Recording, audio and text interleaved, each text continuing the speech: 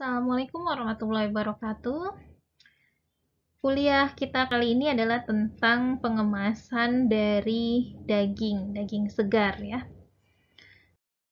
Sebelum kita masuk ke bagaimana suatu daging merah gitu ya, daging sapi, kambing, terus mungkin babi gitu ya, dikemas, kita harus tahu dulu dua hal penting yang menjadi faktor penentu kualitas dari suatu daging. Sebenarnya faktor-faktor penentunya banyak ya selain dari dua hal ini, tapi secara umum dua inilah faktor utama penentu kualitas dari suatu daging. Yang pertama adalah warna dan yang kedua mikrobiologi. Warna ini sebenarnya bukan sesuatu yang kalau misalnya warnanya tidak merah berarti dagingnya rusak gitu ya, bukan. Kalau mikrobiologi ya, mikrobiologi artinya harus daging yang kita miliki itu harus aman sampai ke tangan konsumen. Jangan sampai dia sudah mengandung mikroorganisme patogen yang berbahaya bagi manusia. Nah, kalau untuk warna ini lebih ke masalah daya tarik konsumen. Konsumen menilai kualitas dari suatu daging itu pertama kali dari warna. Ada kecenderungan konsumen untuk merasa bahwa daging yang baik itu adalah daging yang berwarna merah cerah. Kalau warnanya sudah agak kecoklat-coklatan atau malah ada kayak ungu gitu ya, itu dianggap bahwa dagingnya itu rusak atau sudah terkontaminasi mikroorganisme. Sebenarnya tidak ada hubungannya dengan hal itu. Nah, ini akan dijelaskan bahwa si warna dari daging itu sebenarnya dipengaruhi oleh pigmen. Nah, pigmen ini bisa berubah-ubah warnanya tergantung kondisi lingkungan. Nah, perubahan warna ini tidak bersifat permanen. Artinya, kalau warna merahnya berubah jadi coklat karena dikemas vakum, itu bisa kembali lagi ke warna merah. Jadi, tidak ada hubungannya sebenarnya keamanan daging itu dengan warna. Tapi, sekali lagi, konsumen adalah raja. Nah, karena konsumen menganggap bahwa warna daging itu penting, maka kita sebagai food technologist, orang yang akan mendesain bagaimana kemasan dari produk kita harus memperhatikan warna dari daging ini. Oke, pertama kita akan membahas soal warna dari daging. Tadi seperti disebutkan bahwa konsumen itu lebih memilih daging yang berwarna merah cerah karena warna merah cerah diasosiasikan pada daging yang masih fresh atau masih bagus gitu ya. Walaupun itu sekali lagi tidak ada hubungannya gitu, tidak selalu berhubungan antara kefreshan dari daging dengan warna daging itu. Nah, warna daging yang merah itu disebabkan oleh pigmen yang disebut dengan pigmen mioglobin. Pigmen mioglobin ini ada di darah atau di hemoglobin misalnya ya, atau bisa juga ada di otot. Nah, yang kebanyakan yang kita lihat di daging itu adalah mioglobin yang ada di otot karena kebanyakan darah itu sudah hilang ketika proses penyembelihan gitu ya. Nah, mioglobin itu merupakan suatu protein, ya, protein yang membentuk hemoglobin. Gitu. Nah, mioglobin ini proteinnya, jadi yang keriting-keriting ini ya, yang bentuk helix ini adalah proteinnya. Nah, terus bagian dari mioglobin itu juga ada yang disebut dengan heme. Ini tulisannya heme gitu ya.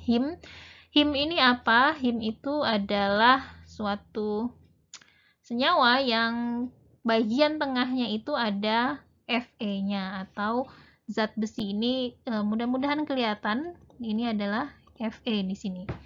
Nah, sifat dari mioglobin atau warna yang ditimbulkan oleh mioglobin itu sangat dipengaruhi oleh kondisi Fe dan apa gugus yang diikat oleh Fe tersebut. Pigmen mioglobin itu bisa ditemukan dalam 3 bentuk yang berbeda, yaitu ada deoksymioglobin, terus oksimioglobin, dan metmioglobin. Nah, ketiga bentuk dari mioglobin ini akan memberikan warna yang berbeda terhadap daging.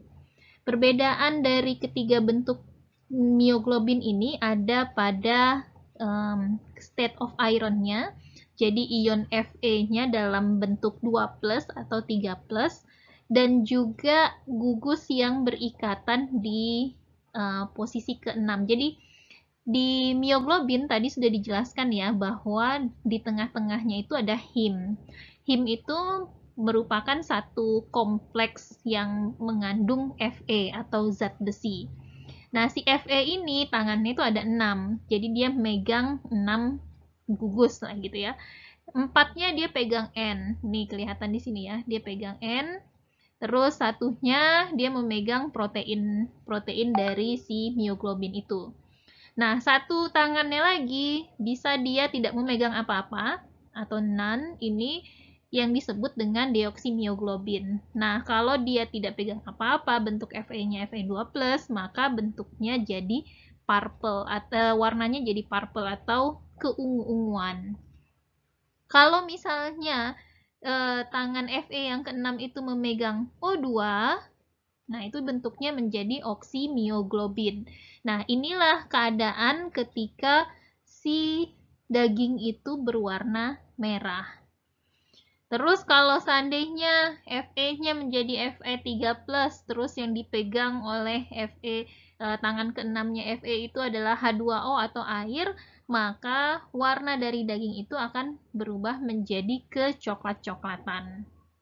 Nah, perubahan dari warna daging ini tidak bersifat permanen, tapi dia bisa reversible. Artinya deoksymioglobin bisa berubah menjadi oksymioglobin. Oksymioglobin juga bisa berubah menjadi deoksymioglobin. Begitu juga dengan metmioglobin. Jadi dia bisa bolak-balik reaksinya. Nah, apa yang menyebabkan reaksi itu berubah dari deoksymioglobin misalnya menjadi oksymioglobin? Salah satunya adalah keberadaan oksigen, terus juga kondisi dia teroksidasi atau tereduksi, ada enzim dan sebagainya, itu yang akan mempengaruhi warna dari daging tersebut. Nah, ini penggambarannya ya, bahwa tadi reaksi perubahan dari bentuk mioglobin itu dia bukan sesuatu yang permanen, tapi bolak-balik atau reversible. Dari oksymioglobin, kalau dia mengalami deoksigenasi atau kadar O2-nya rendah, maka dia bisa berubah menjadi bentuknya deoksymioglobin. Warna dagingnya menjadi keungu-unguan. Nah, ini yang terjadi kalau misalnya daging itu kita kemas di kemasan yang rendah oksigen, contohnya kemasan vakum. Terus, kalau misalnya deoksymioglobin mengalami reaksi oksidasi, dia bisa berubah menjadi metmioglobin, yaitu mengalami warna kecoklat-coklatan. Terus metmioglobin sendiri kalau dia mengalami reaksi reduksi plus ada oksigen di sana, maka akan kembali menjadi oksymioglobin. Nah, jadi reaksi-reaksi ini perlu kita pahami untuk memastikan bahwa kemasan kita itu bisa mempertahankan, kalau memang kita mau warnanya merah cerah, bagaimana mempertahankan oksymioglobin ini selama penyimpanan. Tabel berikut memberikan gambaran singkat bagaimana faktor-faktor pada saat penyimpanan itu akan mempengaruhi warna dari daging. Ada faktor suhu, jumlah oksigen, terus dan juga pH. Nah, untuk suhu, jika suhunya tinggi, itu akan meningkatkan produksi dari deoksymioglobin. Jadi warnanya akan lebih ke ungu-unguan. Ini karena adanya terjadinya respirasi yang lebih cepat dibandingkan ketika dia suhunya lebih rendah, sehingga oksigen yang ada di daging tersebut digunakan untuk respirasi. Nah, kalau suhunya rendah, maka akan meningkatkan solubilitas dari oksigen pada permukaan daging. Nah, hal ini meningkatkan bentuk dari mioglobin yang memegang tadi pada tangan keenamnya memegang oksigen atau oksimioglobin yang berwarna merah cerah. Terus efek dari oksigen seperti yang sudah dijelaskan tadi, kalau oksigennya tinggi maka akan lebih banyak si mioglobinnya dalam bentuk oksimioglobin, yaitu yang berwarna merah. Sedangkan kalau oksigennya rendah, dia akan terbentuk metmioglobin maupun dioksymioglobin yang warnanya ungu ataupun coklat. Terus kalau pH-nya tinggi, itu akan lebih ke arah oksimioglobin. Tapi kalau pH-nya rendah, itu si protein dari mioglobin ini akan terdenaturasi sehingga akan terlepas oksigennya sehingga membentuk dioksymioglobin. Nah, hal-hal ini perlu kita perhatikan pada saat penyimpanan sehingga daging yang kita simpan, baik disimpan langsung dalam suatu kemasan tertutup maupun terbuka, itu sesuai warnanya dengan yang kita inginkan.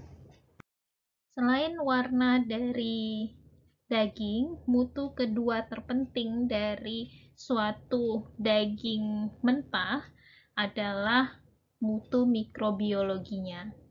Sebenarnya daging atau otot gitu ya yang dari binatang yang sehat ketika baru saja disembelih itu bebas dari bakteri, dari virus. Jadi dia benar-benar bisa dibilang steril gitu ya dari mikroba patogen. Karena di dalam tubuh hewan itu terdapat sistem untuk membunuh mikroorganisme patogen. Jadi sesaat setelah disembelih itu daging masih bebas dari mikroorganisme, sehingga kalau ditangani dengan benar daging itu bisa dimakan mentah. Seperti di Jepang banyak yang makan sashimi daging gitu ya. Nah, daging menjadi terkontaminasi itu selama kita handlingnya. Pada saat setelah disembelih gitu ya, dipotong, itu akan dia terpapar dengan udara, terpapar dengan pisau, talenan, dan sebagainya yang mungkin itu juga mengandung mikroorganisme. Terus juga selama penyimpanan dan juga selama proses pengemasan. Nah, kontaminasi-kontaminasi inilah yang bisa menurunkan mutu dari daging mentah kita. Beberapa bakteri patogen yang sering ditemukan di daging itu adalah Aeromonas hydrophila, Campylobacter sp, terus Clostridium botulinum, E. coli, Salmonella, Listeria monocytogenes, dan Yersinia enterocolitica. Nah, untuk menjaga supaya jumlah mikroorganisme di dalam daging itu tetap rendah dan aman untuk dikonsumsi, kunci utamanya adalah suhu yang rendah. Semakin rendah suhunya, maka semakin lamalah umur simpan dari daging tersebut. Jadi, perlu ditekankan di sini, mengemas daging itu memang bisa meningkatkan umur simpan, tapi umur simpan utama atau peningkatan umur simpan yang utama itu bukan berada pada kemasannya, tapi ada pada kontrol suhu penyimpanan. Walaupun kita simpan dia di kemasan yang bagus gitu ya, yang hermetis, terus tidak tidak terkena udara begitu, terus dia vakum segala macam gitu, tapi kalau suhunya tidak rendah, daging mentah itu pasti punya umur simpan yang relatif rendah. Tapi kalau kita bisa simpan dia di suhu yang rendah, terutama di suhu beku, maka umur simpan akan meningkat secara drastis. Pengemasan daging itu ada beberapa cara. Yang pertama yaitu kemasan yang simple gitu ya, simple packaging, itu cuman daging ditaruh di suatu wadah, bisa wadahnya berupa wadah plastik seperti yang ini, ataupun wadahnya berupa styrofoam, terus di atasnya tinggal dikasih plastik wrap yang tipis itu ya untuk penutupnya.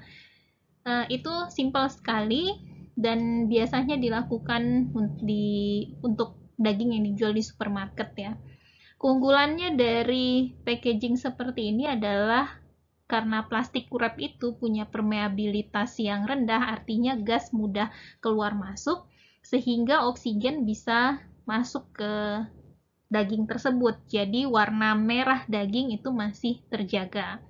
Nah, kadangkala kemasannya itu juga ditambahkan dengan absorben pad atau seperti pelapis yang bisa menyerap gitu ya. Karena daging itu kan dia masih mengeluarkan yang disebut eksudat, seperti darah gitu ya, darah yang keluar dari dagingnya, jadi cairan yang keluar di daging.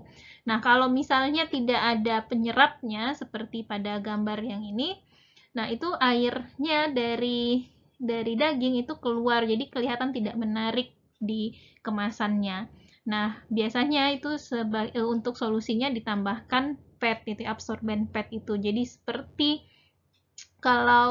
popok gitu ya, ditaruh di sini, yang dia bahan berupa bisa selulosa atau plastik yang mudah menyerap air.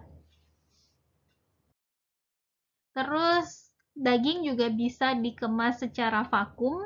Nah, awalnya kemasan vakum ini terutama digunakan untuk kebutuhan distribusi. Jadi dari orang yang tukang jagal gitu ya, RPH mau dibawa ke hotel misalnya atau ke supermarket sebelum dipotong kecil-kecil untuk konsumen. Nah, itu biasanya dikemas dalam vakum. Nah, pengemasan vakum karena tidak ada oksigen itu bisa memperpanjang umur simpan karena dia menghindari atau mengurangi kerusakan oksidatif. Jadi, lemak-lemak pada daging itu tidak mudah teroksidasi. Dan juga mikroorganisme yang membutuhkan oksigen itu jadi tidak bisa tumbuh. Nah, biasanya kemasan vakum yang dikombinasikan dengan pendinginan itu bisa secara signifikan meningkatkan umur simpan dari daging. Nah, akan tetapi karena tadi ingat bahwa mioglobin ada 3 bentuknya gitu ya. Ketika tidak ada oksigen, maka dia berubah menjadi dioksimiоглобин. Nah, di sini warnanya menjadi keungu-unguan, tidak fresh merah lagi gitu. Sehingga penggunaan vakum untuk konsumen langsung itu di retail gitu ya, itu kurang diminati karena untuk beberapa konsumen masih menginginkan daging yang berwarna merah terang. Padahal kalau nanti kemasan vakumnya dibuka kan nanti terpapar oksigen, nanti dia kembali lagi. Ingat bahwa reaksi perubahan antara metmioglobin, oksimiоглобин, dioksimiоглобин itu bersifat reversible atau bolak-balik ya. Terus selain itu kekurangan dari vakum adalah timbulnya suatu tekanan gitu, mechanical strain dari kemasannya. Kan kemasan vakum kan dia kayak mengepres gitu ya ke dagingnya.